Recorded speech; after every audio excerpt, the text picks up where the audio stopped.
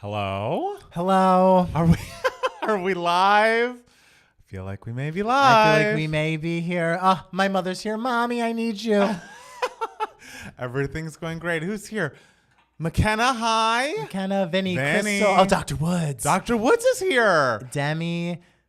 Oh my God, still wrapping up the bedtime routine with my daughter, but it looks like I'll actually make it to the live recording. Yes, we love that. Max. How are we all doing today? Matt Steele's here, and that's what's important. We love that he's I here. might be here for a while. Well, we have a Juan's here. Oh, Juan! Where Juan. have you been? We were wondering where you were. There was a lot of talk. We're like, Yeah. is Juan around? We miss him. Kaysen, Liam, Austin, ready to block Juan in a moment. Oh, Nick is here. Oh, no, freezing my ass off in Seattle. We don't like that. No, get yourself inside. We are united. We are one in one room yet again. It's been so long. You know what the Queen said? Everywhere I go, every smile I see, I know you are there. Smiling back at you. I smile. I'll be smiling more today, though. Yeah, I will not be smiling today, guys. Believe you me. It's fine. That's a little stress. I mean, it happens. It happens. Should we save it for the podcast? Let's save it for the podcast. So I Matt Steele's a little grumpy today. And not today, about 5 minutes ago. It's true. I was having such a good day, and then 5 minutes ago, I mean, I did something stupid. it happens. It It's really happens. happened to the best of us. Yeah. Montana's here. Montana, Nicholas. Oh, Maxwell, switching from the Discord to the live chat. Wait, if you're not a patron, you must become one because you get to go on the Discord and see how talented, amazing everyone is. Michael S., who I don't know if is here yet, has made this beautiful stained glass mirror, and it's like... And he's like, oh yeah, I just do it for yeah, fun. just And it's like 10 hours it took me. A gorgeous stained glass mirror that's so creatively done. And did you see how the trunk of the tree? It's gorgeous. It's gorgeous. Yeah. And it's just so beautiful. And Maxwell James shared a recording of him playing Speak Now on piano and performing it. I've yet to see it. I was driving around when it happened, but I'm like, why is everyone so fucking talented? Yes. I feel like the fact that people like us, not like people like us, but that people that are friends of ours on the Patreon are so talented speaks to us being talented, right? Sure. I think that's kind of a win for us. We have talented people around. A talent attracts talent. What can I say? Is the Discord less uptight with Juana's comments? Juan, you've come up on the Discord a lot.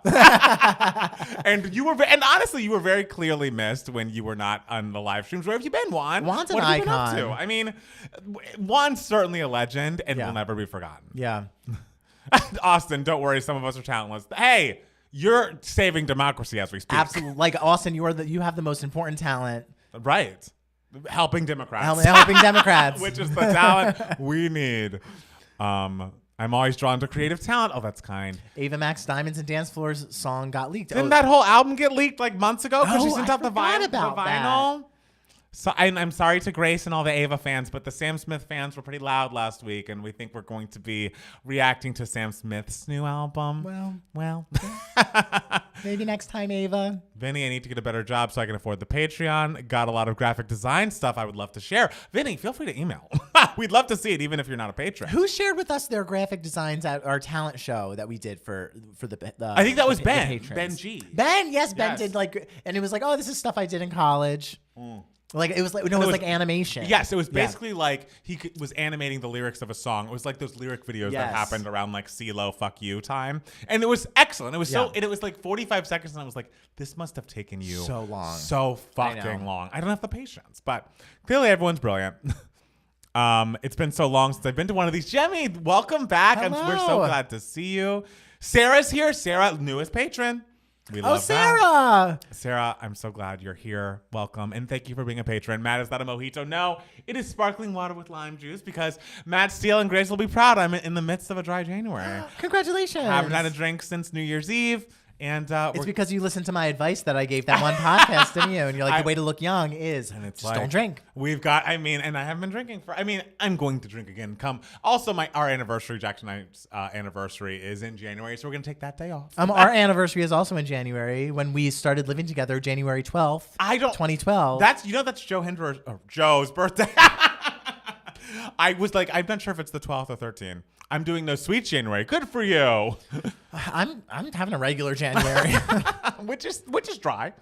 It's You could be dry. saying- you could be saying I'm, you're- I'm having a dry lifestyle, baby. I think it's time to host the Kathy's Got Talent show. Ty, we did have one, but it was patron only in December. But maybe we should share. I don't know.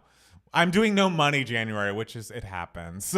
Okay, that's fair. Jimmy says as if Palmer doesn't already look young. Oh, we love Jimmy. But he's gonna look younger after dry January. I'm gonna look like such a baby. Ooh, and then March after you go through your whole like drunky drunk February. Excuse me, it'll be a normal amount of drinking. I'm not gonna drink every second in February.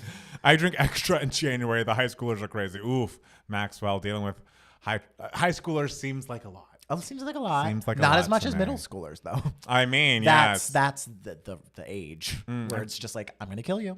I'm trying to cut back on carbonated beverages and stick to the gym as often as possible. Do you mean soda carbonated beverages? Because I have my Soda Stream and I love it. Yeah, you're But drinking a carbonated. There's It's just nothing wrong with carbonated. a little water and a little lime. Yes. Or a lot of lime. It's not Which is- that which- much lime. He puts a lot. It's basically like a sparkling lime juice, which I like because I hate just like plain soda water. Yeah. And but he puts so much lime in it that it really is like a soda. It tastes great. Yeah, it tastes great. Thank you. Yeah. I think we need a video of you two discussing your songs from the personality app. Montana found this, like, put in your Myers-Briggs and, like, it'll give you a playlist of yourself and you can search for specific artists along with it. I do want to do that, but I haven't gotten around to it just yet. The whole Myers-Briggs thing, like I always start the test and I get like 3 questions in and I'm always like, I'm not doing this. I just am. I know myself already. I don't care. I remember the one from when I was young, and I think it's probably a little different now. I think I've moved from more extroverted to more introverted as I've aged. Ooh, look at you. I know I'm very insular, as you know. Yeah, I know. I'm saying as someone who has a camera set up to stream to the world at the moment. Well, but now you're kind of just like an incel, where it's like I just make videos for the internet and I have no friends. I am not an incel, but thank you for suggesting it. But yes, I'm ENFP, and so I would love to see which Mariah songs have to do with me. ENFP. ENFP, it happens. I think my brother took that once. Yeah. And it turns out he got the personality combination that is like the least common. I think we have a few people with that least common combination in the chat, in the Discord chat, because they were discussing this app. Oh, And I was driving at the time when Yes. all of this was happening. I know. Of course, I was know. not looking at my phone. Good for you. I know. Palmer, do you own the Mariah Christmas Funko Pop? I almost bought it for you. Oh, that's so sweet. No, I don't own it. I don't own any Funko Pops, so I've looked at the Mariah ones before, and I'm considering it. It's like how I'm considering that Apple Watch for 10 years. You've been considering the Apple Watch I know. forever. Hold It on, I'm gonna happened. share the video, so I can share it on my Instagram. Do it. All right. Oh, I had a Mariah Pop. It was the fantasy one. Oh, I love that exists too. I'm all about self-care this year, Tyler. Good for you, as we should all be most years. Yes, ENFP gang. Yes, Kaysen's with me. Maxwell, I got anti-hero as well. Oop. Juan, is your brother fine too? They look pretty similar, so it seems like yes, that you would like what you saw. Matt P, are you going to do another writing stream? I hate that I missed the last one. Yes, I'm going to do another one. It's not a writing stream because I feel like if I was writing on stream, I'd be too self-conscious. But it'll be once I've written the song and I am going to be just singing it and like doing the layers and stuff. And so yeah, I have a new song. That I'm in. It's like it's not done. It's not. I'm like halfway done with it. Once I'm done writing the song, I will record it, and it's called Most Improved. Oh! I love that. It's very me. It has, the thing is, I was like, oh, this like disco-y collaboration album I'm in the middle of doing isn't gonna be that lyrically heavy, and then of course I get to a song where I'm like, I have feelings. Okay. and this is the kind of feeling. And is song. that going to be on the disco thing? It is. I mean, it's kind I of. love that. It's like a little bit of a ballad. It's kind of like an '80s ballad sound. It's very like let's wait a while backbeat kind of sound to Hot. it. I love that. So we're throwing it back. I hope you guys like the song. Oh, Grace is here. Grace, I don't know if you heard the news that Sam Smith won the poll.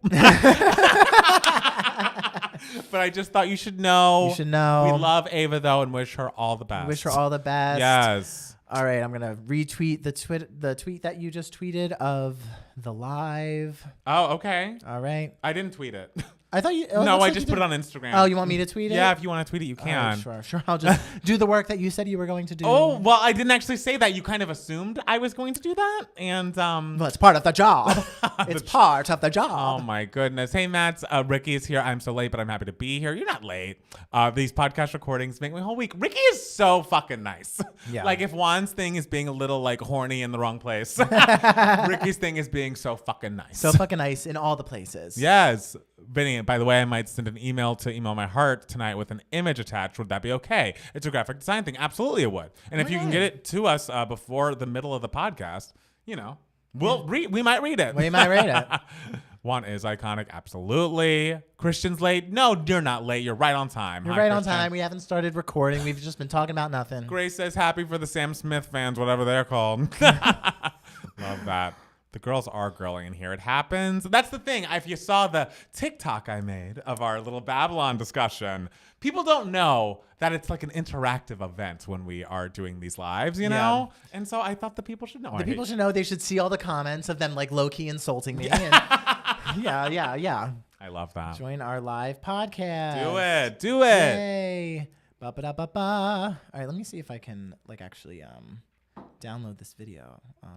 I mean, I can tweet it if it's. What do you want me to say? Just like come join. I just say like we're live. Join our podcast. Okay, I'll do that. Oh, you'll do it. Okay. It'll be easy from my phone. See, guys, I got him to do what I wanted him to do. There's some people talking. You should talk. Oh, people. Okay, Ava Max or her Ava team Max seem to be tanking her own career before it really even starts. Oh, Austin.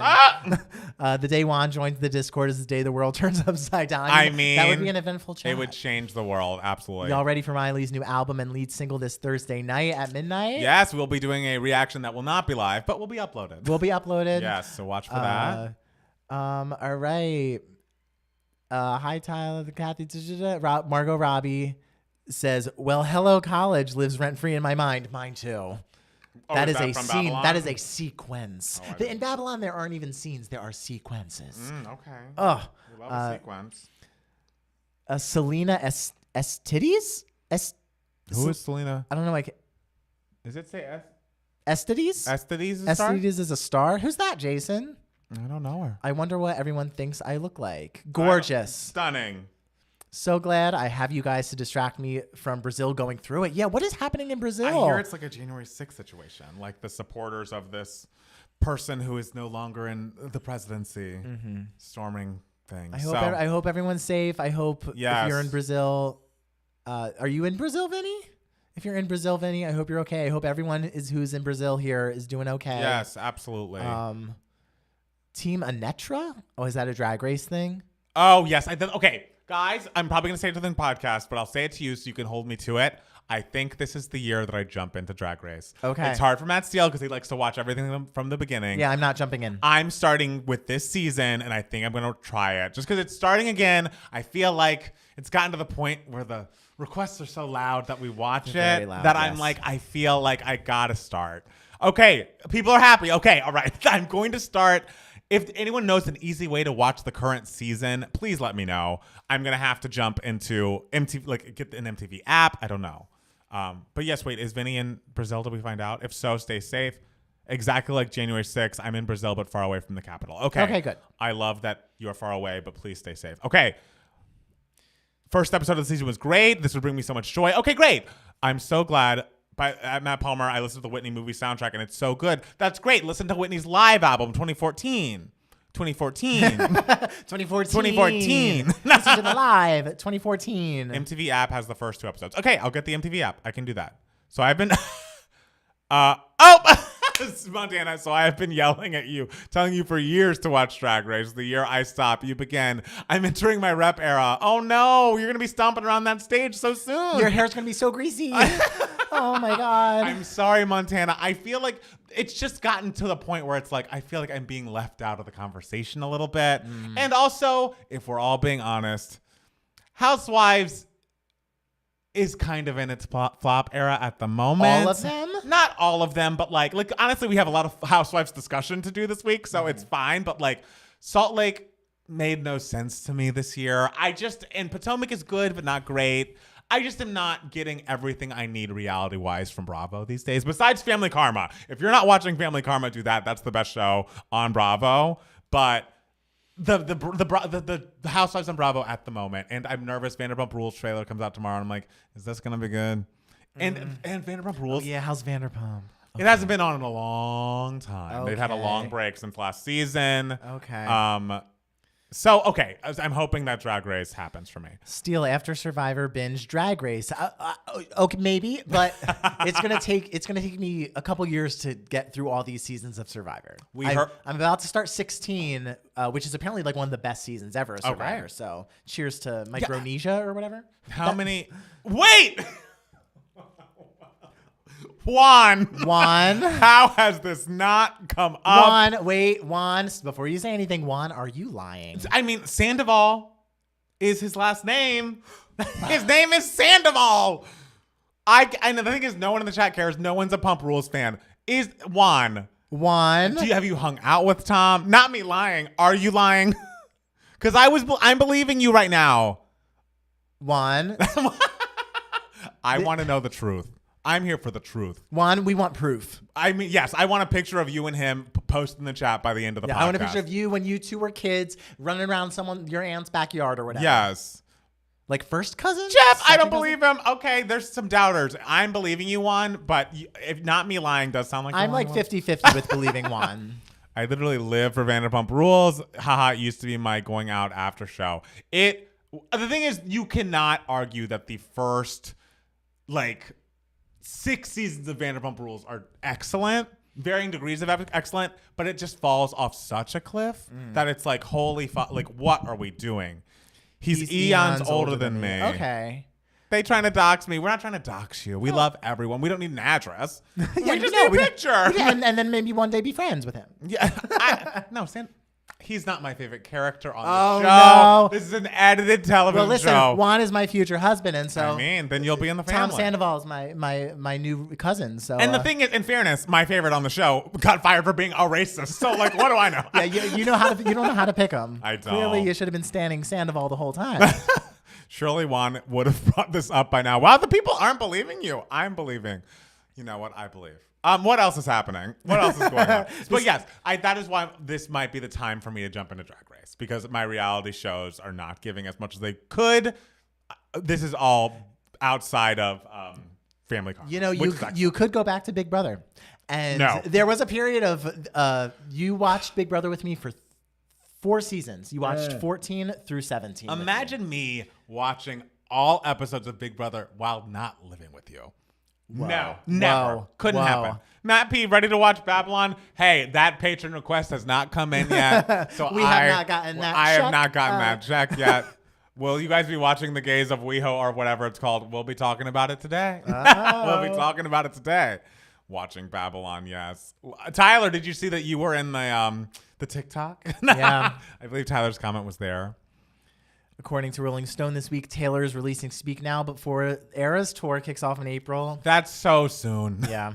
Palmer just watched season 6, 7, and 10 of Big Brother. Did I watch 10? No, you never saw 10. Okay. You were 14 through 17. 6, 7, and 10, those are 3 seasons that you would be like, yeah, this is really great. All right. I mean, 8 you would be disgusted by a little bit, but is it gross? Actually, not as gross as 9. 9 is revolting, but great. Okay. But 8 I think you could stomach. 9 I don't think you could.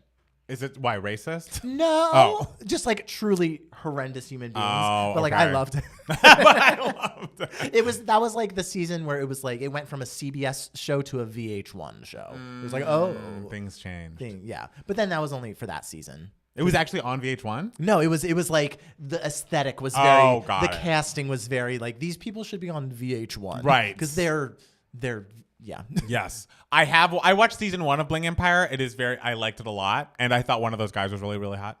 But I did not end up watching the second season. Maybe I should. I mean, Speak Now, Taylor's version comes out in March. That would get in the way of Miley. And because, again, we're only doing one live thing. I guess if Miley and Taylor did. We have to. We also have a plan, which people may or may not like, so that when we do those live album reactions, just not fucking editing them and leaving the live up, having to watch because people want to watch us react to the full songs, even though half the time we're not saying anything. The comments on the Whitney video where they're like, you should stop talking. It's like, are we ever going to stop getting those comments? No, the thing is people are like, you should stop the song every time you have something to say. And it's like, well, no, the point of a song is the driving force of you're going through it and it's not stopping and going through that journey. me. And so like stopping the song, I feel like that the people who stop the song just like want us to comment on like just the lyrics or something. Right. And it's like, no, we want to get the full scope of the melody and how it all fits together. And in if we were to stop the song, we wouldn't get the whole story. Yes. Songs are stories. You guys are talking too much right now. Get out of here. Shut up. Kelly Clarkson was raving about Babylon on her show, and low-key convinced me to see it. Oh my! Don't change. I prefer the way you react songs. We won't. Do not worry. If there's anything we won't be doing at 10 years in, it's changing. Oh yeah. Whenever we get one of those comments, I'm always just like, y'all don't get it. Not everybody's gonna get it, but you know. Oh my God, Michael Smith. Y'all remember Renaissance? Yes, we remember Renaissance. I had a dream that we got the visuals and I got very upset when I woke up. Down with editing. I honestly think that's where this channel and honestly a lot of YouTube in the world is going is like, what's the point in editing this? You just want long form content anyways to half watch while you make dinner and shit.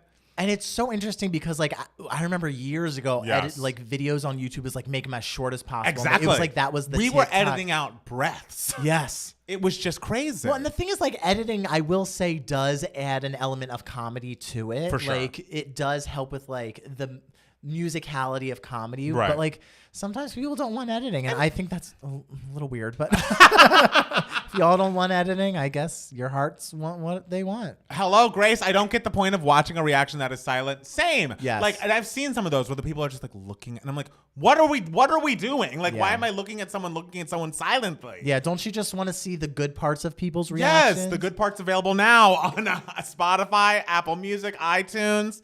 2021. And if you want to listen to my reaction to the good parts, 2K Matt's The Listening Party on Spotify. Grace, no, we did not see what Austin said. I suddenly can't read. I apologize. Oh, what did he say? We're all in a podcast live stream. We didn't give two shits about editing. Agree. Understand. Sure. Let us all pray Gaga wins her Golden Globe. For song? For song. Okay. Juan, welcome back.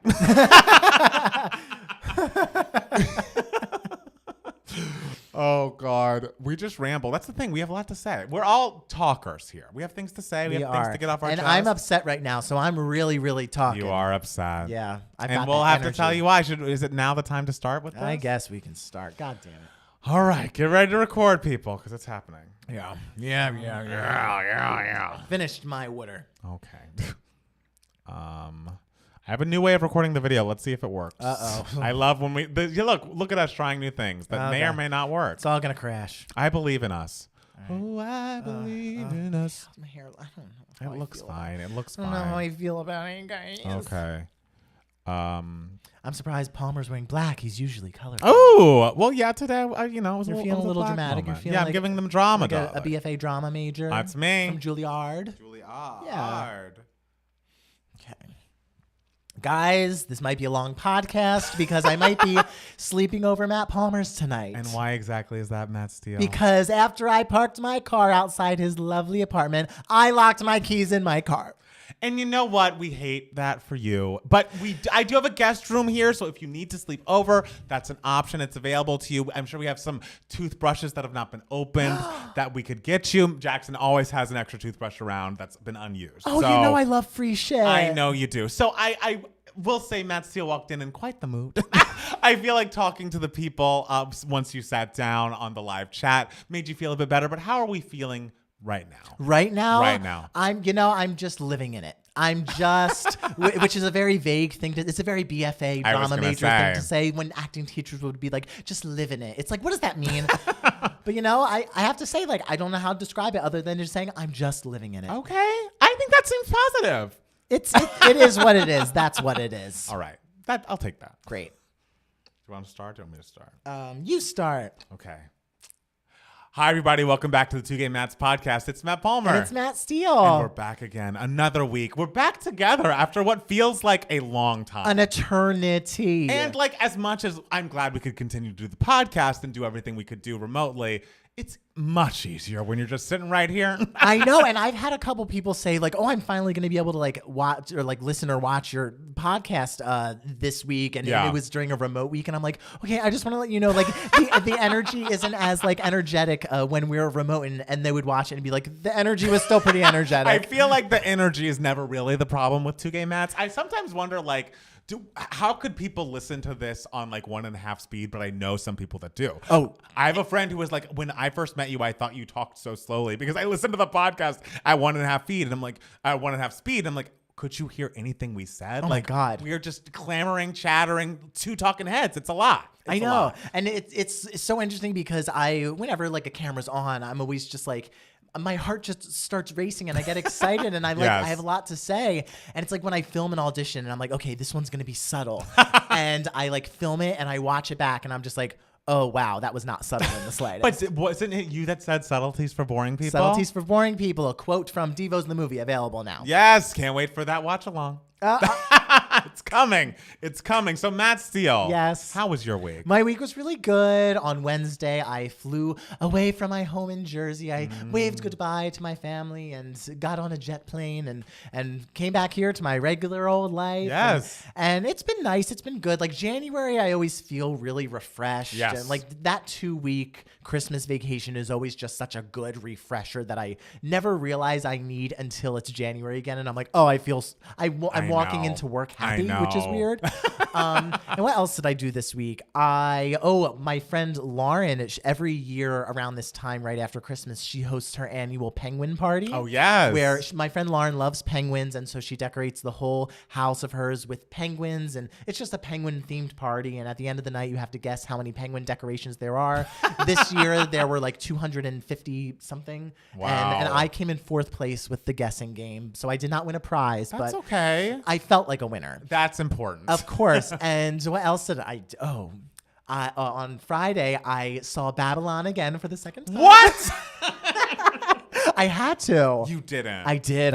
Why? Why did you have to? Because, and I just needed to feel those feelings again. Wow. And I felt them. I did. It was just as thrilling and entertaining and hilarious and heartwarming as it was the first time. Well, this is not a Babylon podcast, believe it or not, but I'm really happy should be. You were happy. I could talk about it all day, but I won't. Thank you. Because Matt Palmer, Yes. How has your week been? My week has also been pretty good. I feel like, much like yourself, I didn't feel like I needed this break until it happened. And then I was doing so little for so long. And then getting back to work, back on the mic, it's inspired me. I'm like, okay, my New Year's resolutions as far as 2Gay Mats goes is like, I need to do X, Y, and Z, including make more TikToks, because I feel like the TikToks and Reels people react to more than just a picture of like what the podcast is about. And I did my first one, and I'm just going to try to keep that momentum going. I'm excited for Miley Cyrus's single coming out on Friday and that album coming out in March, which we'll talk about. There's just new music stuff happening. And like,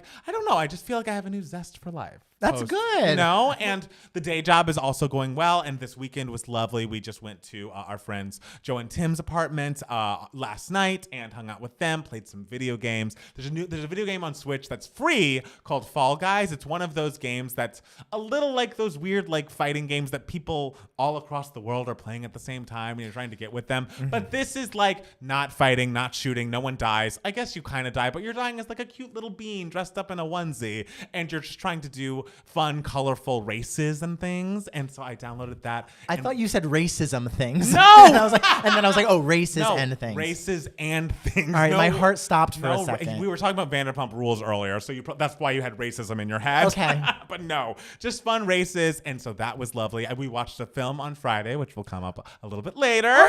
And then now I'm here with you. I got to see my friend Janie today. We also went to Jeff and Jean's oldest son, I guess only son, but the older child, Owen, turned 3. And so I was there and was happy to celebrate with him, take some nice pictures. And now I'm sitting here with you. Oh, look at that. Ending it with a nice little happy exclamation point. Yes. With me, and really an exclamation point because we talk very quickly and loudly. I know. That's just our thing. It's just our thing. It's our brand. It really is. Yeah. We should do a podcast once where we really try to be as chill as humanly possible. Maybe we'll do like an April Fool's Day podcast where we're like 2 straight Mats. And our news is like chill and like we're like chill. We're chill. Like how I think my straight voice is pretty good. Okay, mine's okay. Yeah. Whenever I like film an audition and I have to play like a straight character, I always listen to it and I'm like, yeah, it's still not there. You still sound gay. Still sound just a little animated. I call it animated. All right, we'll call it animated. We'll call it animated. Yes. Yeah. Yeah. I think that's a good thing, though. I mean, it's the best thing. Hello. We love that. So, okay. Should we jump into the news for idiots? Let's go. As I mentioned earlier, Miley Cyrus has officially set a release date of March 10th for her album Endless Summer Vacation. I believe that leaked image you saw is the cover of the album. This is when she is like holding on to a trapeze, yes, and in beautiful shape, wearing some sunglasses and what looks like a one-piece swimsuit. And the first single, which is called Flowers, drops this Friday the 13th. And I heard that it's like a disco-y inspired. No, did you? Yes, I did. Oh, shit. Which is like, oh, we're really doing something different. Like, because last time it was, the rock. Yes, thing. we were doing paper. Why always plastic hearts? Paper hearts? What's the album? Plastic Hearts. Plastic There's Hearts. Paper Rings, the Taylor song. Plastic Hearts, the Miley the confusion. album. But song. That album is so excellent. And of course, I love a disco moment. I loved Dua. I obviously love Renaissance. So I'm excited to keep the disco train running with Miley. And I trust her to do a great job with it. I'm glad that the girls are insisting, like, no, we need to bring up-tempo music back because we're tired of the vibes. The vibes are tough. And I will say, as far as like the queen of vibes, I have been listening to SZA's very long album, and the more I listen to it, the more I like it. And it's like, yes, she's very vibey, but she also incorporates a lot of pop rock into her music. And so I'm getting why it's been number one. I think it's 4 weeks at number one, which is the first time since Janet in 1993 that a female R&B album has debuted at number one and stayed there for 4 weeks. Oh, wow. Which is crazy that like, it's like breaking records. It's doing incredibly well. I'm excited to get more into it. But as much as we love SZA's vibes, I'm excited for Miley's energy. Okay. So that's happening on the era is beginning on Friday. So everyone get ready. We love the start of a new era. And I hope her fans, the Smilers, I believe they're called, are excited. I always forget about that. That one's not good. Yeah. I mean, I feel like a lot of those like post-Disney artists have really bad fan names, like Selenators, Arianators. It's like, what were y'all doing? Why are y'all robots? I mean, we were just lambs and happy about it. and I mean, who are we to talk? Our fans are called the Cathys. Hey, but the Cathys are great. Cathys is an iconic name. We love all of you. We really do. So if last week's podcast was a movie podcast, I'd say this week's podcast is a reality TV podcast. So buckle up, darling. We have some Housewives news. Real Housewife of Salt Lake City star Jen Shah was finally sentenced for her crimes. And if we don't recall, while filming the second season of the show, their Sprinter bus was raided. The New York Police Department was looking for her, which is odd since she's in Salt Lake City, but it got all the way up to New York because it was a federal crime that she has been charged with, being the kingpin of a telemarketing scam company that basically stole millions and millions of dollars from elderly people. Just like really awful shit that like it's not like Erica Jane where it's like, oh, my husband did this and I don't know whether I was involved in it. It's like, no, Jen was the kingpin of all of it. And so the sentencing happened on Friday and she was sentenced to 6.5 years in federal prison, which honestly, in what she was charged with is kind of low, like because she was so at the top of this. So many people had turned on her. She pled guilty at the last minute. People were expecting her to get more time in prison, but the conversation that was had in that courtroom, there's like a whole Twitter thread of someone recounting what happened. It's essentially her proclaiming her innocence, saying that like, I'm here with my manager and like we're trying to raise money to pay back restitution and pay back $6.5 million to the victims. And the judge is just like, how are you going to do that? And like, I hope your manager's not here because you're trying to like profit off this sentencing. Like, do you still have the Justice for Jen shirts up on your website? And the lawyer was like, no, those have been taken down. And it's like, I fucking bet they have. Oh, that poor lawyer. It just was so bad. And honestly, the judge, as much as the judge was very much like, don't confuse the character she plays on TV with a real person. It's like, yes, we get it. You don't watch Real Housewives, whatever. You're not better than us, Judge Stein. As much of that, like the sentence was I thought that the sentencing because of that would be really a long period of time because we wanted to make an example out of her. But it didn't seem like that happened. It just was like a judgment. And as much as I'm happy that she is, doing the time for her crime. And like, that is how our justice system works. And she clearly pled guilty and was guilty. Mm-hmm. I am just sad to think of her kid. She has a very young son who I think is now 12. And like when she gets out, he's going to be an adult. Like he's going to be going off to college. He's not going to be with his mother for so long. And it's just sad. But it's also like, well, That's why you don't do crime. Yeah, that's why you don't do crime. Like you come have a on. child. Like, and also because crime's bad. Yes. But like, come on. So that happened. I believe she is reporting to the prison in February at some point, and she's been seen out, like, you know, having fancy dinners in the time between. I mean, if I was going to jail, I'd be having my last fancy dinners as well. I would be doing everything. And honestly, I hate to be like a bitchy person, but I must tell you that this news was almost my giving me moments, because I, when hearing this news, truly exclaimed from in this room by myself and was like, oh, finally, Lisa Rinna will not be returning to the Real Housewives of Beverly Hills.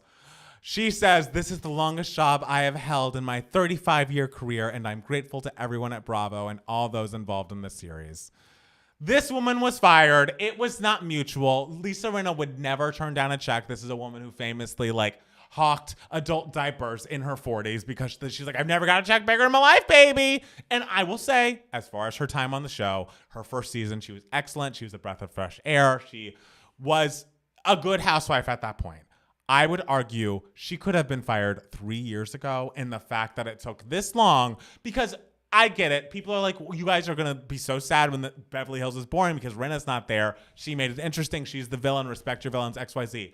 Villains are fine. Mm-hmm. Villains that have no point in their villainy, like why you decide to attack these people that you attack and scream your head off, act like you forgive them, burst into tears. There's no, like, I can never see her motivation in the scenes on the show anymore. She's just trying to make TV, and that's when you have to go. Baby, I have my BFA from NYU in drama, and when I tell you the number one rule is you need to have a motivation, or else what are you doing? And that was my question to Rinna for the past several years.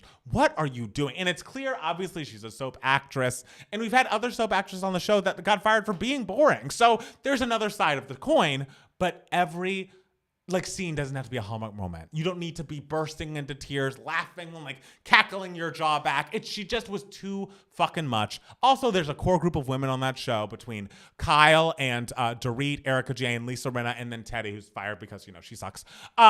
They all protect each other so much that it's the fact that the alliances don't change with this giant group of people on the show makes it uninteresting. It's clear you guys are the core group and the other people on the show are on the outsides, and that's why you're all getting picked off one by one.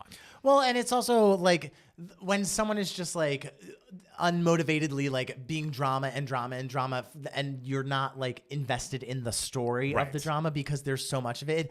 Having someone just be all drama all the time in the way I guess it seems like she is, it's just it becomes boring and it becomes all of the same over and over again, and you don't have moments that are special anymore. Exactly. And that's why we watch Housewives for the special moments. Look, don't judge. You watched season 3 of New York. That had a lot of special moments. Oh, that was a special moment. Was a special moment. So goodbye, Rinna.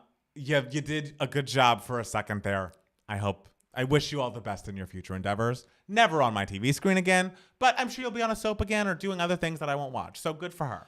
Right? Sure, she makes her money. Speaking of unlikable reality shows, The Real Friends of WeHo was announced. MTV has set a premiere date for the show starring Brad Goreski and Todrick Hall. The cast gave people, and it's also why are we throwing friends in this when it's you all have not met?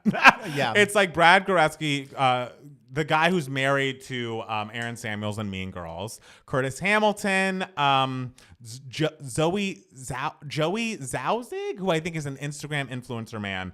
I don't have a problem with it on its face besides the Todrick inclusion. It's has he not gotten enough bad press that you wouldn't want to tie a show to him at this point? Well, we got to, rebuild the image. I don't want that. I don't think his image needs to be rebuilt. I think maybe it'll be good for him to earn some money to pay back those people he has been paying for years. Well, that too. But maybe there will be some musical sequences in the show. And some Disney references? No, Disney won't do I'm sure there will be a lot of Disney, and maybe some Selbach tangos.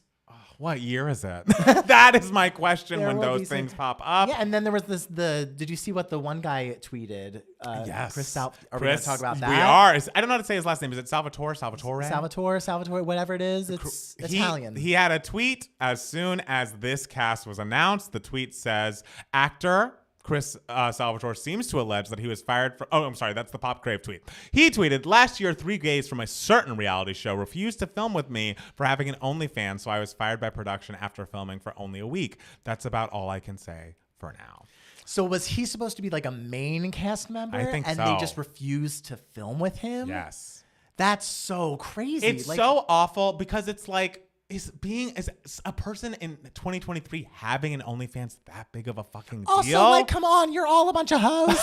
All you people in that show. Right. It's not like anyone has the right to be like, oh, I am better than you because your penis is on the internet behind a paywall. It's like, who fucking cares? And here's the thing. Like you're going on a reality. It's not like you're like starring in this like highbrow thing and like you want to preserve your image. Like you are going on, and the whole point is like sort of have people see you and have eyes on you and everything. Yes. I'd be filming with everybody. Absolutely. Who do you think are the gays that refuse to film with him? That I don't know. Some people had guesses, and he responded like, oh, they're not who you think. Yeah. So there's no way to know. But it's also like, this is a brand new show that doesn't have any credibility. Who are any of you people to say, I refuse to film? That's like something that Lisa Vanderpump said in her 9th season. This isn't even a show yet. Do your job. Yeah, you are expendable. Absolutely. You were signed up to do a job. Just do it. And like having an OnlyFans in 2023, in my opinion, is not that big of a deal. Yeah. Sex work is work. It's just another avenue for monetization for him.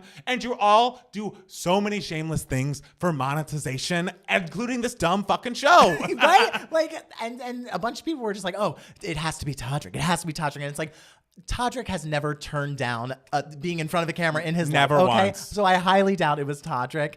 But yeah, so I just think that's very interesting. And now I just want to know who it was. Not that I like know who any of these people are. I know Brad Goreski. Okay. He was like Rachel Zoe's assistant, had a spinoff on Bravo.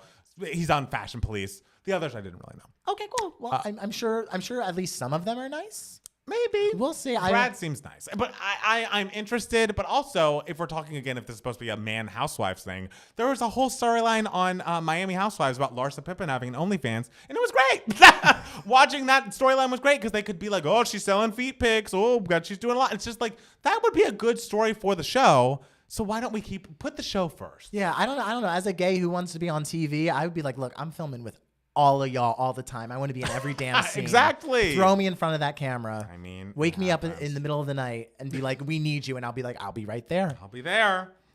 Speaking of gays, Noah Schnapp, I believe that's how you pronounce his name, from Stranger Things, has come out as gay. We love that. We love that. Congratulations to Noah. Very exciting news. Did you see that Megan is taking over the box office? Oh, yeah.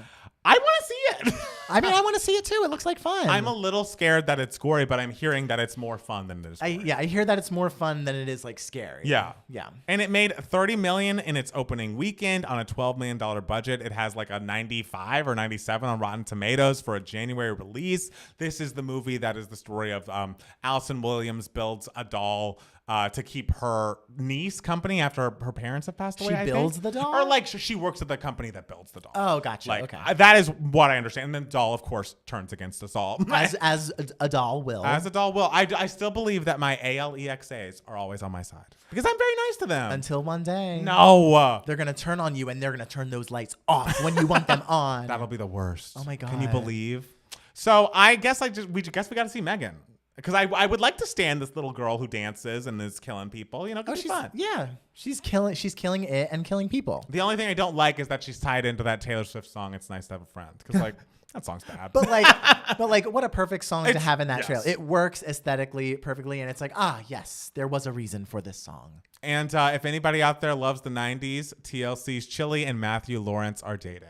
Hot. And I just think these are two people who still look great and were 90s icons. Good for them. I think it's the most random like pairing of people. Like I never would have guessed it in a million years, but I'm just like, get it, go for it. I know. I'm just excited because, I love love. And we just done that Justice for TLC video. Mm-hmm. And so I feel like, again, we have people in the press listening to the podcast. I mean, like, oh, what is Chili up to? Oh my God, what if Matthew Lawrence was watching our content friends and being like, you know what? I like TLC too. Let me like slip into Chili's DMs. And like, that's how it all happened. Wow. That would have been that would have been a relationship happening fast. That's true. I think they started dating. I don't know why I know so much about this, but around Thanksgiving time. Oh, wow. You read the article? I read. Whoa. I have to click anything that says TLC on it. I can't skip Just in case, like, at the end, it says something about, like, Chili is currently working on an album. That would be amazing. With T-Boz. It did not say that. Oh, well. I know. Upsetting. This is, again, not very much our brand, but I just want to send good vibes to Damar Hamlin and his family on Monday Night Football. A game was occurring, and I believe this is a 24-year-old man, got hit in the chest by another football player and fell unconscious on the field after being hit and had to be taken to the hospital. He did not get up. Like, it was just like, I don't know how long he was unconscious, but apparently he is doing well in the hospital. But it just was a scary sight for, I'm sure, a lot of viewers that were there, viewers at home, and his teammates and the other teammates. The NFL reportedly was like, well, it's been 5 minutes. Like, let's get back to the game. And the teams were like, fuck no. We just saw someone like be injured so incredibly seriously. This 24-year-old baby. It's just terrifying and horrible. I love to hear that he is doing better now. And like, there's been a remarkable improvement in how he's doing there, but it's just, I don't know. I just wonder if this is going to lead to some sort of change or safety precaution, or like, is this just a freak accident? I don't know. And it's like, what do you do? Because like the game by nature is so insanely violent and damaging to people. And so, look, I've never played football. I don't even know how you score a point. You run to the touchdown zone. Okay. Whatever. But so I don't know nothing about it. But like, it's so. And when I was a kid, it never even fazed me because I would watch people play football and I'd be like, oh yeah, it looks like it hurts a little bit. But like, now that you're an adult, do you like have more of a concept of like, oh, pain? Like you understand, like when I was a kid, I'd be like, oh, the thought of falling isn't scary. Now the thought of falling scares me. I mean, I think I knew pain. As a child, I broke my leg early on. Did you really? Yeah, it was like not that bad of a break, but like I was jumping off the bed and I broke my leg. I probably was 3 or something. Well, that was stupid. Okay, well, I liked jumping on the bed. Sorry, I was having fun. But yeah, so I knew that things were painful, but thinking about this level of, like, someone just said in the chat that he had a cardiac arrest after being hit. It's just like the idea that kids play this game, that college people play this game and don't get compensated, and it's so very dangerous. It's just like scary to me. Yeah. You know? I couldn't completely, but okay, our hearts go out to him, obviously, Damar Hamlin, and he was doing incredible work before that, where he like had a charity even before he was in the NFL making all this money. He had a beautiful kids charity that I think has raised a lot of money since this incident occurred. So prayers for him. I have not followed the McCarthy Speaker of the House thing that closely, so I don't know how much I can speak to it. All I can say is that he is the Speaker of the House now after like 17 tries or something. I think it was 15. That's so embarrassing. And the Republic, the way you see them tearing at each other, having to hold each other back, while the Democrats and women in the House just sit there reading books. It's oh just my God. What your party is in such fucking disarray. Like if you're a sensible Republican out there, that's a thing. What must you think looking at that? Must you be like, this is insanity? It has to be embarrassing. Like, get it together. Like, the people put you in office to govern, and they want stuff done. And it's just, he's going to be replaced because he gave away so much in the, compromises to get those votes. Like he at first he like brought it down to like, all you needed 5 people to want to oust the Speaker of the House, and they could bring it up to vote. Like when you just had 5 people. Yeah. Then after like all these votes, he brought it down to 1. Like, so if one person is like, I don't like Kevin McCarthy today, let's all have a vote to oust the Speaker. Like, it can be brought up to vote, and it's like, Jesus. Wow, I can't think of a bigger waste of time. That's the thing. Aren't you supposed to be governing? Like, it's just so exhausting and ridiculous, and I don't know. It's just an embarrassment. Vote Democrat. Like, if it's ever been clearer, like, vote blue. Like, these people are out of their minds. It's like, yes, please. Like, let's just like have some sort of normalcy, like for once. For once, I would love to be bored by politics. I would love to be bored. I would love to be bored. Whenever a politician's talking and he's just so boring or she's just so boring, I'm like, yes. Give it to me. I don't know what you're saying. That's when I want to not know. I want to not have to know, but I have to know. Well, because sometimes also something is so crazy and people are talking about and you're like, I don't fully understand this. Oh, I got to research it. Which like, okay, it's good that like some of the stuff that has happened has forced me to research like of course. Civics and how all this works and everything because it's important to know, but like sometimes I don't want to. I just want it to be boring. I know. So we're praying for more boredom in 2023. More boredom. The politics front. Matt Steele, is there any other news for idiots you'd like to share with the people? I don't think so. It was a lovely, refreshing week. Yes. I hope you're all feeling as refreshed as we are. Oh, look at us. And I hope none of you lock your keys in your car. Like Matt Steele did. Because it sucks. All right. Well, let's take a quick break and then we'll be back with more 2 Gay Match, the podcast. Cute. How was that, girls? Hopefully good. Okay, let me. Of course it was good, but was it great? I mean, I'm sure it was great. Hold on, let me save this. Sorry, I'm saving the recording of the video. Yeah, what's this new? It's just a way to record what's coming out of the camera so that I can use that to edit and upload to Spotify. It's not a big deal. Oh, I love that. That'll be easier. It's gorgeous. But how are we all feeling? Was that okay, everyone? I mean. Oh no. Oh, they're talking about the politics. Uh-oh. Uh-oh. How are the politics in Australia? That's a great question.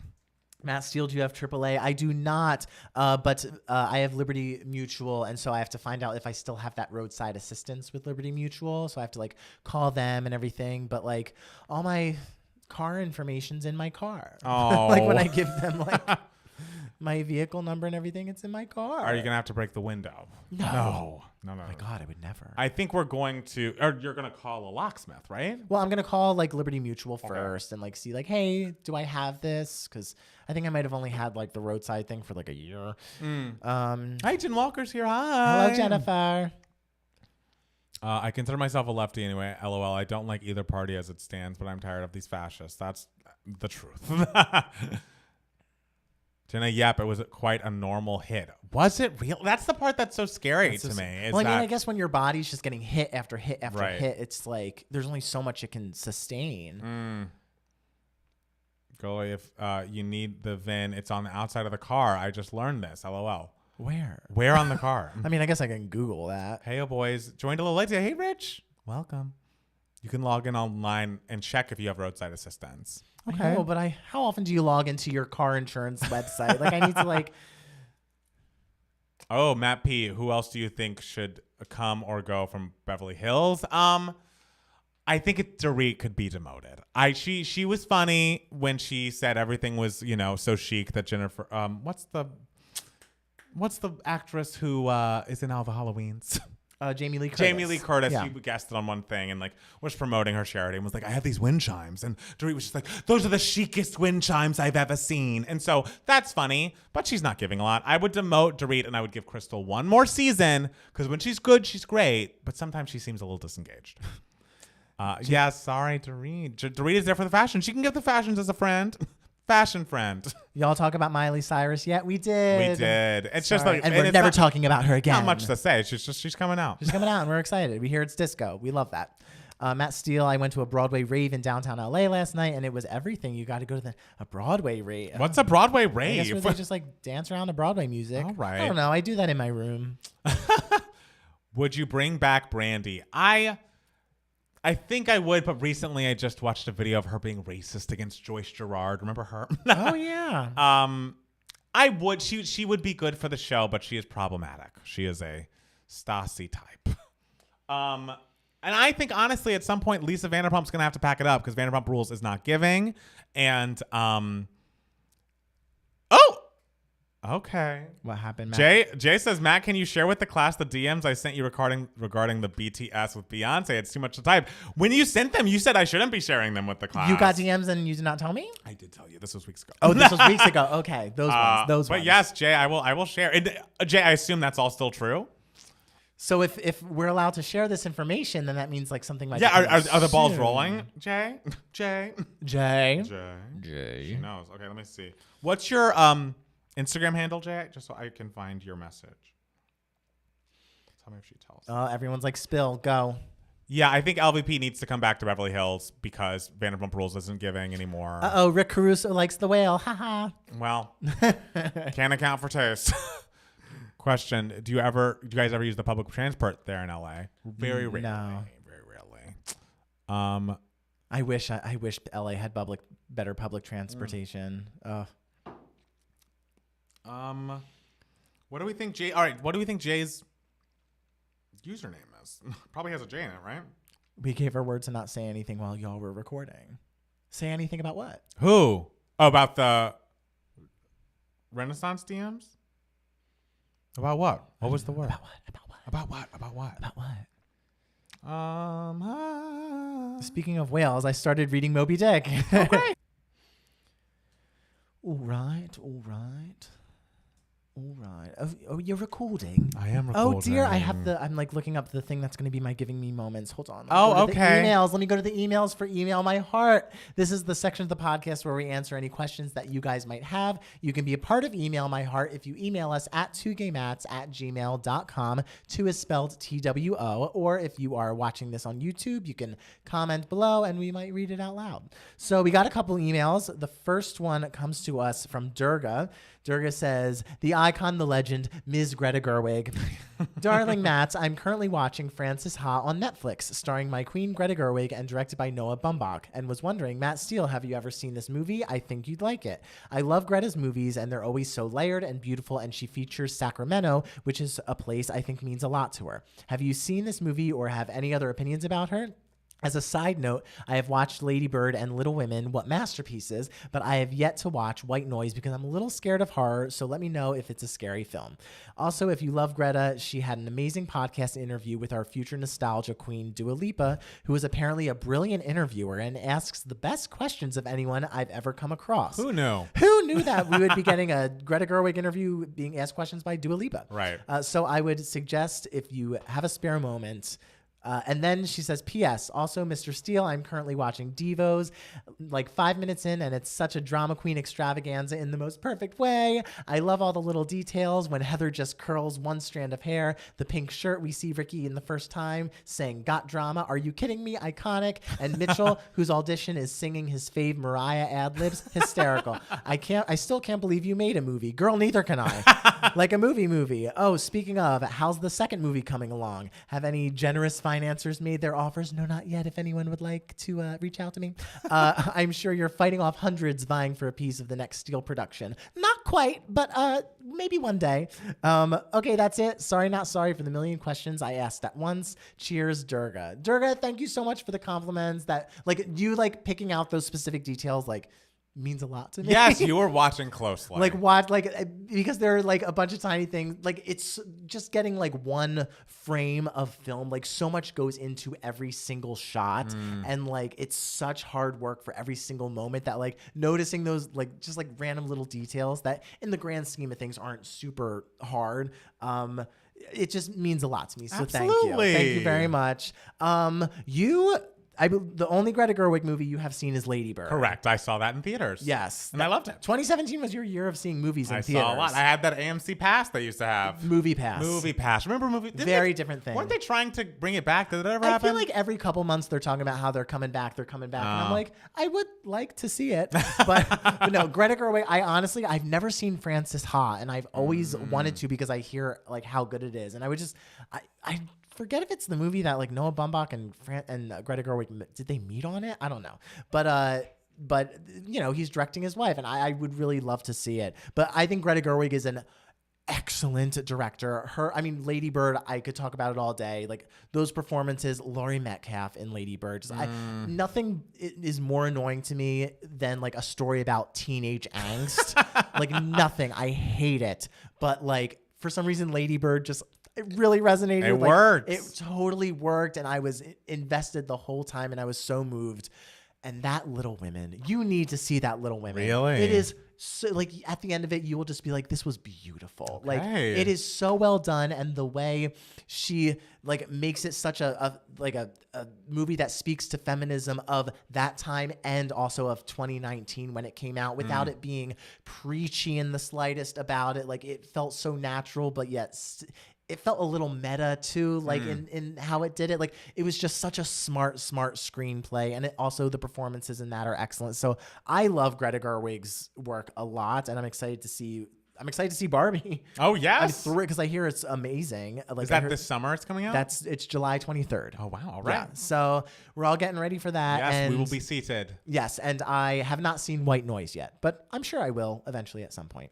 So the next email, my heart, comes to us from, I'm scrolling up and I know it's from Jessica because we got it today. Okay.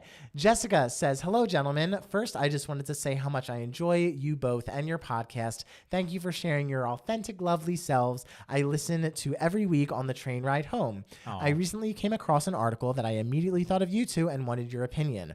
Rolling Stone released an article of the 200 greatest singers of all time. And I have to say, I'm surprised by the list. There were people on the list who should have been higher and others I felt were too high up.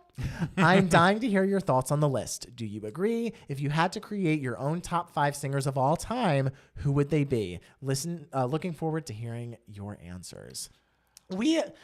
I saw that list came out, and I was just like, another giant list that is probably just released just to make people mad. 100%. Like, I'm not going to engage with that. 100%. I heard that Celine Dion was not on the list. I heard that Judy Garland was not on the list. Those are crazy omissions. I'm just not going to engage with that. Right. And, the top people, obviously, like, you can't disagree. They were amazing, amazing singers. Yeah. We love all of them. But I feel like there's a list of, like, the 100 best singers or whatever that comes out every month or something. I think I just wish that the what we're actually voting on, or like what we're awarding as a great singer, was made clear to me throughout the list. It's like, if we're talking about like, they express themselves well, their musicality comes through, or it's like vocal technical talent, because some of those people near the top, it was obviously like the Mariahs, the Whitneys, Aretha's, it's like vocal technical talent. But then you go a little lower and you're like, okay, well, we could have put Janet here. Like, it's just like, if we're talking powerhouses, are we talking technical ability? Are we talking storytelling ability? Because I agree, it's just designed to make people mad. Yeah. And the omissions were blatant and the placements were suspect. And I'd put Mariah higher, but I'm glad she's top 5. Yeah, I'd put her higher. But I'd put her higher. I'm glad she's top 5 out of 200 literal legends. I know, but like, it's Mariah Carey. It's kind of like, what's the rubric we're using to like define greatest singers of all time? It's like, because I think there's an argument to be made of, well, this person is the most like expressive and passionate, and then there's an argument to be made of like just sheer like absurd technical talent, like Miss Whitney Houston, like, and so who knows how any of this is being judged. And I don't even know how I would judge if I were to name my top 5 greatest singers of all time, like myself. I mean, like, I have my favorites, like the ones that I really connect to, like obviously like there's a Fantasia who I just like connect with, like the passion in that voice is just resonates with me so much. And there's like, or am I going to judge it on like the impact that they made on their industry? Like an Ethel Merman, who I was talking about it on the Discord, like really like was the voice that defined Broadway style singing, like how do I judge that? Or do I just judge it based on like technical, like this voice is astronomically out of this world. No human being should be able to accomplish this. Right. What would your answer be to that? I mean, I can't go all time because I, am a young person and only have lived through so much and haven't, gone back into the archives all the way through. But the people that I would say best vocalists that I've lived through and have impacted me the most, I would say there's a Mariah. I'd say there's a Whitney. I would say, if we're going to add a man, Luther Vandross, because that's a fucking vocalist. I would say Brandy would be on the list. I feel like there's a very unique tone there. She is called the vocal Bible for a reason. And she was like prime. She like defined like that R&B sound of the mid-90s. Absolutely, she did. Absolutely, she did. And trying to think last. I mean, it's hard to deny what Kelly Clarkson's doing on karaoke every week, taking everyone's songs and improving them. It's out of this world. It's out of this world. Yeah. So if top of my head, those would be my 5. And again, these are my favorite, the ones that have affected me the most in my lifetime.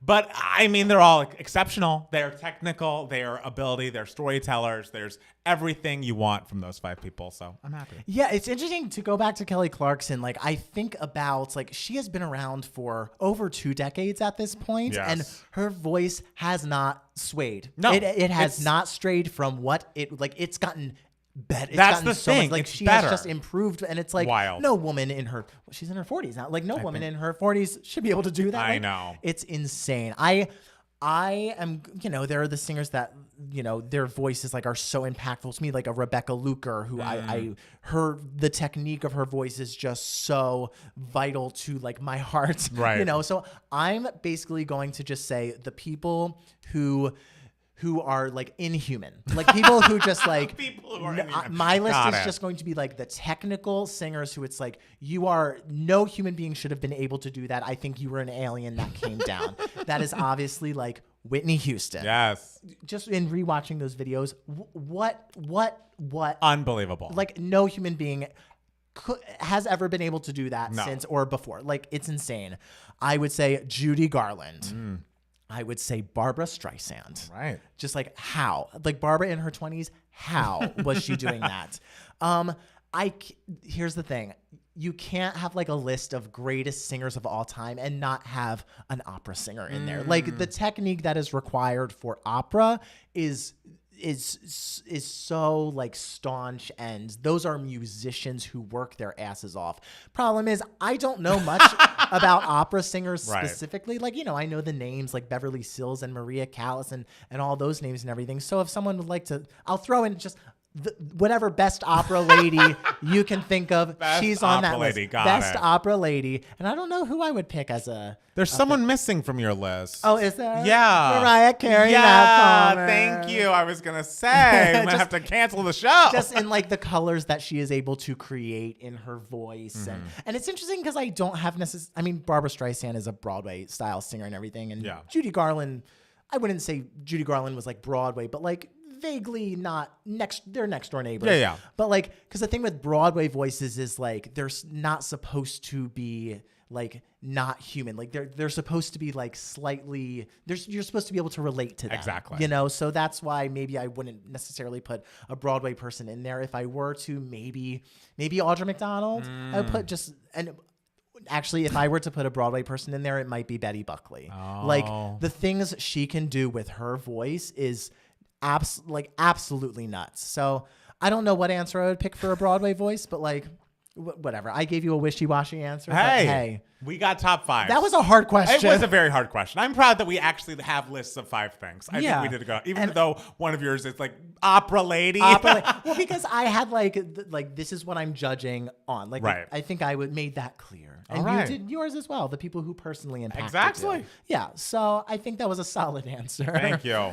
So the next email, my heart came to us a couple minutes ago from the wonderful Vinny, who was like, I'm about to email you something. We appreciate it. Vinyl wish list. Hi, Matt. As an avid music collector, mostly CDs, I do wish that vinyl records were more affordable. I do wish that vinyl records were more affordable in my country, so I could get all of my favorite albums in a format that is so visually stunning. Yes. So far in my collection, I only have Lord's Melodrama and Halsey's Badlands on vinyl, and the Badlands has a place of honor as it is pressed in bubblegum pink. Oh, wow. Hot. Since the vinyl has had a renaissance since vinyl has had a renaissance as a format for music recently, is there an album you think would benefit from being released as an LP? By the way, I'm sending a photo of what the most recent Matt Palmer album could look like as a visual. It's the Get Lost album. Oh, thank you. That's not the most recent. The Good Parts is more recent, but thank you very much. We love a Get Lost visual. We love Get Lost, and I'd love if it was about. I'm zooming in for the people. Okay. All right. What would you like to hear? Yeah. What should be the thing is, I think a lot of the big artists have repressed their big songs on vinyl. And so I feel like I just bought for my friend Janie, Christina Aguilera stripped vinyl because she released that. I believe Mariah's done vinyls for all of her old records. I feel like you're going to find the vinyls you need available to you. I would hope that Janet has done her run of 4, like Control, Janet, Rhythm Nation, and Velvet Rope. I hope those are all available in vinyl. But I imagine they are. Like, I feel like vinyl has become such a big format that you're going to find I'd say 85% of anything you look for, you're going to find like major releases from that were like high profile at the time they were released. I assume they'll be available for you. Yeah, and do you think that we will get to, or are we at a point now where like you can order like vinyls like made to order? Like, do you think we'll ever get to a point like that, or are they too expensive to make? Do you think? I think it would be involved in like you wouldn't get the professional looking artwork if you had to be like, oh, I want this made to order of like Robin's Body Talk, which if that's available on vinyl, you should get that. But probably the art wouldn't look as good. So I think a label or someone distributing would need to be responsible for making it look as good as it should. Mm-hmm. I don't know. I mean, like listening to like older music on vinyl really like hits. Like so like any like Broadway cast recording like on vinyl always just sounds great to me. I also at the Penguin Party. Last night, my friend Lauren bought her husband a what's it called? Not harmonium, like a record player. Okay, thing, yeah. You know, and but like one of the old type ones, and she was playing Christmas music on it, and you know, it was January 7th at this point, but like as the Christmas music was playing on the vinyl, I was just like, oh, I was like, oh, this is like giving me the nostalgia I need for it to be Christmas, it is and nice. Christmas is long over. It's kind of like my Apple Watch of it all. It's like I'm always thinking about getting into vinyls, but like that is an expensive collector's hobby. Yeah. Like that to get the player and then to just stack up on all your favorite albums. Like it's not a cheap moment. And so I'm holding off. I feel like maybe in my later years, maybe in my retirement. Of course, I'll begin getting some vinyls, have that player, and just sit by the fire, drinking my champagne, listening to, Butterfly on vinyl. I mean, that'll be beautiful. That'll be lovely. I believe Very that you can do that. Yeah. I believe that for us. All right. All right. So, Matt Steele. Yes. What's been giving you moments? Well, Babylon. No, I'm just kidding. God. I'm just kidding, guys. So I also saw another movie this week that I've been wanting to see for a long time because it felt like so many people saw it before me, even though it just came out. But and that is a movie directed by a Canadian filmmaker named Sarah Polley, and it is a movie called Women Talking. Okay. And it is about women in, I believe they are in Canada because she's Canadian. And a lot of the actresses were Canadian. And they live in like a Mennonite type colony. And it's 2000. I mean, I won't reveal what year it is, but because it's kind of revealed in the middle of the movie. But they're living in this colony, and the premise is for, I think, a few years at this point, like several of the men have started like attacking them, drugging these women with horse tranquilizers. And when I say like not even women, like drugging people from ages like 3 to like 60 something. Drugging them with horse tranquilizers and like violently raping them and beating their like unconscious bodies. Like these women in this colony are getting attacked by a certain select group of men. And so this is terrifying. And so some of these men like are discovered, but they don't know if they've discovered all the men yet, obviously. And so these men were sent out of the colony to go to whatever prison outside of the colony. And all of the men in the town leave the town to raise bail for these men and to bring them back so that these women can forgive them. And then the colony can go on with the way it was. And what? Yes, I know. Like that is what they think like the penance of these men should be, that these women forgive them and everyone moves on. This is crazy. And so while the men are away, all the women gather together and try to decide, what do we do? Do we do nothing? Do we stay and fight? Or do we all leave do we all like abandon the colony? And so Women Talking shows this, I guess, like 24 hours of like a group of women who were chosen to like make this decision, like having the discussion to figure out what they want to do. And it's just an hour and 50 minutes of this. And it is so stirring. It is so beautifully filmed, and the script is gorgeous, and I think it's the front runner for adapted screenplay, but the way Sarah Polley directed it, I think is just so gorgeous, because there's obviously like a very like sort of theatrical like play like quality to it, because it's a small cast, and it mostly takes place in a barn, but the way she films it just makes it so cinematic, and there's so much attention to detail with all of the characters, and the performances are just so beautiful, and you could really like talk about all of the performances, but 2 performances in the movie that I don't think are getting enough attention, because there's like heavy hitters in there. There's Jessie Buckley, there's Claire Foy, and there's Rooney Mara. Like they're amazing, of course, and Frances McDormand also has a small part in it. But 2 performances, Judith Ivey and Sheila McCarthy. They play like the two older women who are in this group trying to make this decision, and they are phenomenal. There's also another actress, Michelle McLeod, who I thought was excellent.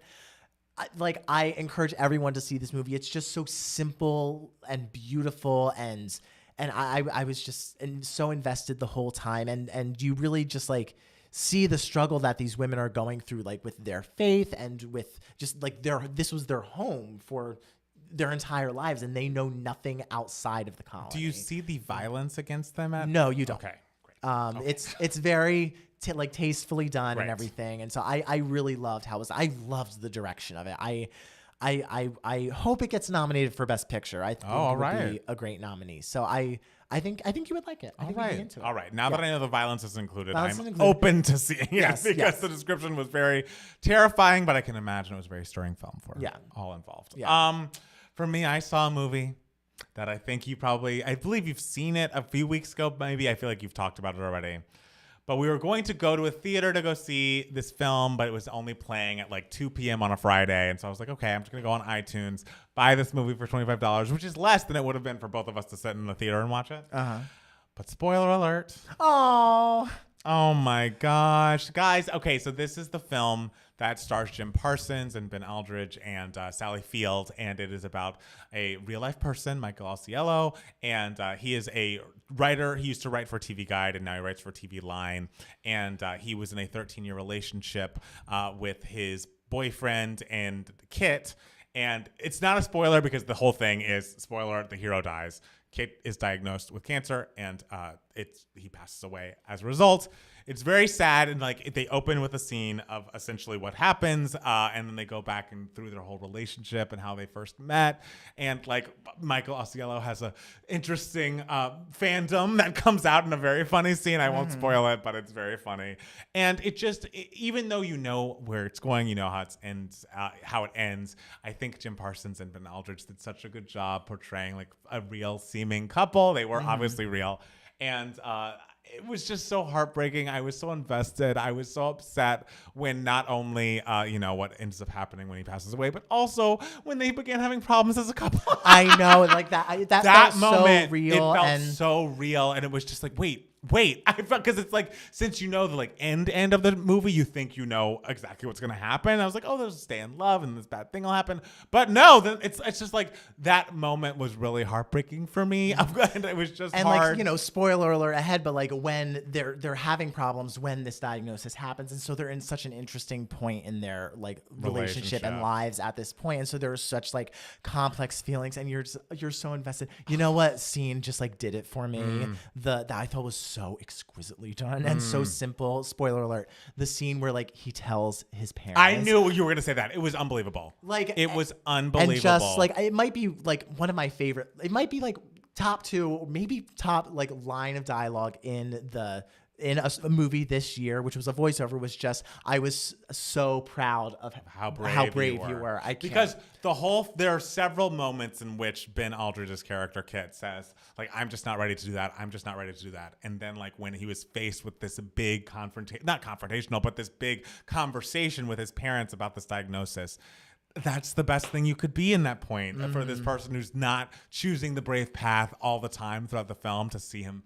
just tackle it head on was really beautiful. I just was like, I was so invested. I cared so much. And I like obviously have done a deep dive on Michael Ausiello. He seems happy. And he put like a very cute reel of like when he first interviewed Jim Parsons and like how long they've known each other. And like 13 years later, he's starring in a movie about this. It's also, I think Michael was on set for a lot of this. And I'm just like, would that not be such a fucking mind fuck to watch these actors play out like the most tragic moments of your life in front of you? I know. I just couldn't help think about it. It just was very lovely, and I can't recommend it enough. We started watching Only Murders in the Building, which obviously it's on its second season, but those first like 2 or 3 episodes are so cute. Right? And I mean, it's cute and like dark, obviously, because I don't know if this is the storyline a spoiler as to what is happening on the show. They basically are obsessed with true crime podcasts. Spoiler alert if you want to be surprised. It came out a while ago. But They're obsessed with true crime podcasts. They all live in the same building. This is Steve Martin's character, Martin Short's character, and Selena Gomez's character.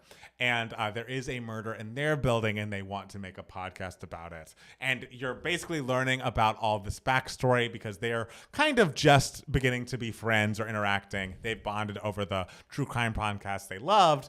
And I don't know. I feel like every episode we're learning more and more about each of them and their past and what is true and what is not. And it's riveting. It's short. All the episodes being 30 minutes is nice, but it's so funny, but it's still like heartbreaking. And even though there's some like, I don't know, there's some blood in the murder that they're investigating, you see, some stuff. It's not too gory for me.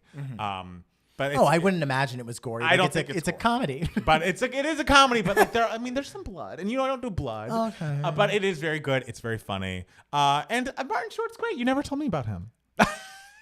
Okay, that was sarcasm. I feel like you never talk about him. I feel like I didn't know you liked him. He seems like someone you would like. For those of you who don't know, Martin Short is like my favorite actor. You were very angry when I said Oh, because I believed you for a second. That was acting, baby. Thank you. Like, wait, what? Stretching my acting Next, muscle. you're going to see Clifford, and you're going to see real Martin Short, baby. Oh, the big red dog? No, it's a different movie. Oh, okay. Maybe. It's a different movie. It's, Maybe. it's an odd movie. Okay. You might be a little disturbed by it, but like, baby, that's cinema. Okay. Well, I'm happy to be getting into it. I can't wait to finish both seasons. And I think I said this, I don't know if I said it on the live or in the podcast, but everyone needs to watch Family Karma. I feel like every season this show is on television, I say everyone needs to watch Family Karma. But it's true. It is on Bravo. I believe it is the best show on Bravo at this moment. It has real life great characters, gay people, which a lot of the Bravo shows just don't for some reason. Yeah, like why are we getting the real like gays of WeHo like on MTV first before we ever got it on Bravo? I'm sure it was pitched to Bravo and they passed. Well, it's so interesting because this kind of like proves to be true. Like whenever something about gays whenever something about women comes out, the gays are just like yes, yes, yes. Whenever something about the gays comes out, the gays are like fuck you. I know. I mean, I'm going to give it a try. I'd be more all for it if Todrick wasn't involved. That's all I'll say. Like, this man doesn't pay people. He's problematic. But I'm going to give it a try. But Family Karma is excellent. And it's they're leading up to a big gay Indian wedding at the end of the season. There's so much drama happening. The guys are gorgeous. There's like intergenerational drama. Like, I feel like the aunties, like all of the characters' moms are now having drama in a way that's like, you leave her alone.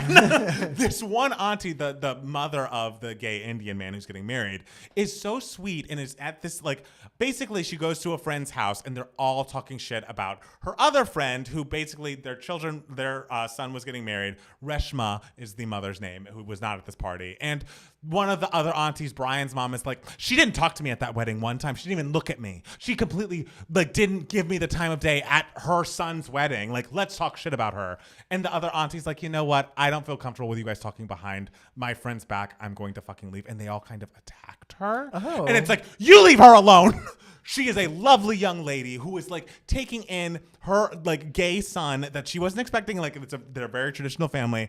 She loves him so much and loves his partner so much. His partner's parents are not even going to walk him down the aisle. They're having such, and she's like, you are my son now too. It's just like, she's lovely and beautiful. And those aunties need to leave her alone. Leave her alone, aunties. It's on Peacock. It's excellent. Watch Family Karma. I say that every year, but it's true. And I want it to come back and have 1 million seasons because it's so great. Anything else you'd like to tell the people? I don't think so. All right. I just got to get my keys out of my car. Yes, we got to get those keys out. Thank you guys so much for watching and listening. And we'll be back next week with more Two Gay Mats, the podcast. Bye. Bye. Yeah. That was great. I love it. Let's stop this recording. All right. I hope that worked. We'll see. We'll see. Things might get messed up, but They whatever. might. They might. How are people doing? Did everyone survive that second half? Is everyone watching Family Karma yet? All right, let me defend myself. I was supposed to say one of the most recent Matt Palmer albums because I forgot to edit the email. Oh, it's okay. Oh, that's fine. It's totally fine. You're fine. Yes, Sally Field was amazing in that film as well. Sally Field. What do you expect? I mean, Only Murders. Who killed Tim Kono? I need to know. Who knew that Matt Palmer would become the only murder stand between the two of us? I mean, it is surprising. LMAO, I thought Palmer didn't actually know who Martin Short was. Palmer had me for a second, thought he was really sheltered and didn't know who Martin Short was. Guys, I know who Martin Short is. Matt Steele, have you heard about the alleged Next to Normal film directed by who? Who? Ari Aster. Who's Ari Aster? He directed Hereditary, Midsummer. Rumor is a red-haired actress is Diana. I do wish it is pink though. That's funny. I mean, I heard the rumor that there was going to be a Next to Normal film starring a famous redheaded actress, and everyone was like Amy Adams. And so I was like, oh, cool. I did not hear the Ari Aster rumor. That's a choice. They should get Mariah to play Diana. I would love Ari Aster doing Next to Normal. Mariah to play Diana. Yes. Okay. Yes. Okay. Well, maybe like I guess she and Amy Adams will have to battle it out, and. I mean, if it's a vocal battle. Well, we could be looking for different things vocally. Remember, as what I told you, a musical theater voice should be. It should be a little flawed. Ooh, question from Liam: does Next to Normal hold up in 2023? I think yes. I listen to it a lot. I mean, just like the characters, like I don't know. They touch you so much. Like I think it will. Ari Aster, I'm so interested to see what that spin is like. Oh Lord. Saw the first season of Family Karma, but didn't keep going. I think you could. All the seasons are great, but I think if you hadn't watched it, you could jump in this current season 3. You're going to love it. I don't remember if you discussed the movie The Menu. I just saw it on HBO. What are your thoughts? I liked The Menu. I talked about it for like a little bit. It was a week I saw like 3 movies. So I talked about it a little bit. But no, I liked The Menu a lot. I'm interested. I hope Family Karma is good. I'm going to start it. Oh, yay. I'm so glad. I feel like our understanding of mental health is more sophisticated now. Then, yes, Next to Normal, yes, absolutely. Yeah. I feel like there would need to be some edits. Palmer, we need to talk when you find out who killed Tim Kono. Oh, who is it? I'm nervous. Hong Chow served in The Menu. Okay, great. I'm glad she has a good movie this season.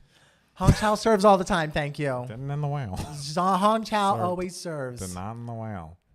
I think I've seen a Midsommar reaction on YouTube, but that's a crazy weird movie if I recall correctly. Yeah, that does seem Ari Aster only does crazy weird movies. So Next to Normal is, but like Next to Normal also has that like kind of like emotional, like cathartic, like sentimental-ishness to it. And Ari Aster, there's no director less sentimental than like Ari Aster, I feel. Oh, No Angel has something to share, has to share some knowledge I just learned. Let's hear it. Tell me if I have to edit it out, because I have to edit out the J part. I'm going to just edit that whole part out of the replay, so if y'all were here, you were here for it. Midsommar is great. I like it more than Hereditary, honestly. Did you? I can't remember if you liked or didn't like Hereditary. I liked Midsommar more than Hereditary. Okay. Midsummer's like visually just like why, like the fact that it's a horror movie, like told completely in the day, fascinating. Ari Aster talked recently about how he wants to direct a musical. Next to Normal. I did not know he talked about Ari. All right, Ari. I'll allow it. Sorry, you probably have mentioned what other things has Ari directed? Midsommar and Hereditary, and his next movie is coming out. It used to be called Disappointment Boulevard, but now it changed its title to something else. I forget what it is. And the trailer for it's coming out Tuesday. I'm sure we'll talk about it on the Discord. Hi, Jorge. Kelly Rowland does not get enough flowers for helping usher in the EDM craze in the early 2010s with When Love Takes Over. When Love Takes Over is a great song. And I just saw someone posting about Like This, her 2006 single, I believe 6 or 7, from the Miss Kelly album. Kelly Rowland's great. Besides backing up Chris Brown, which she did. But I mean, that was her artistry was great. I want Mariah to star in Whatever Happened to Baby Jane remake. She'll snatch that Oscar right up. I don't know what that show's about. Whatever Happened to Baby Jane? It's a movie. What's that? It was an old movie with Joan Crawford and Betty Davis, and like they play sisters, and they hated each other on set. And so when Betty Davis died, it's like Feud. Yeah, that's what Feud is. Oh, great. Okay. Yeah. No, when Joan Crawford died, Betty Davis said, "It's important to only speak good of the dead or something." Joan Crawford's dead. Good. Oh right. Yeah, yes, like they hated each other. Rich, please. I don't think anyone can deny that Hong Chow will play this. Yes, Hong Chow. I am anyone. She wasn't great. Some of those line reads, brilliant. Great. When she was just like, "Fuck you." I loved it because it was so like funny and unexpected. Over the top. I loved it. You see the whale on Thursday. Eric, tell us how you feel about it because David Guetta earned his first Grammy with that collaboration, and it was his first high-profile pop singer to work with. It gave him the opportunity to work with others like Usher, etc. Hey, I agree. I'm with you. The only problem with Child. the only problem with a Mariah, J-Lo, whatever happened to Baby Jane is that Mariah would refuse to play the Betty Davis role. She would want to play the meek sister who's stuck in a wheelchair and being abused by her crazy older sister with bad makeup. But the thing is, like, I don't know if J-Lo is right for the Betty Davis role. So I don't know if that's in the future. Matt shading the whale at every turn cracks me up. I mean, guys, it's bad. It's just really bad. Love Mariah to death, but my good sis is not an actress. Listen, Max, she's excellent in Precious. She is. She's excellent in what's that movie? With Mira Wise Sorvino. Girls. She's excellent in Wise Girls. Yes. It depends on the role. I don't know if I've seen her act in any other movie. Oh, The Butler. Glitter. Oh, Glitter. Like, bitch, the one. Do y'all know who Terry Jo is? She's on TikTok. And she's like fun comedy sketches and, you know, comedy with Madonna and things. Love Terry Jo. She wouldn't be in a wheelchair. She'd be lounging on a bed. Hey, I'd watch that.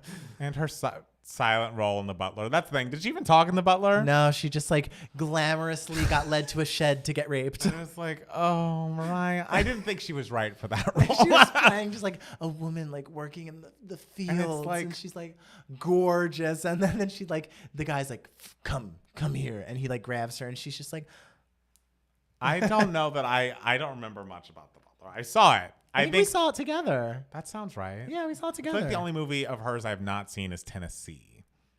I've never seen Tennessee either. I've not seen that. I'm curious about it, but haven't watched.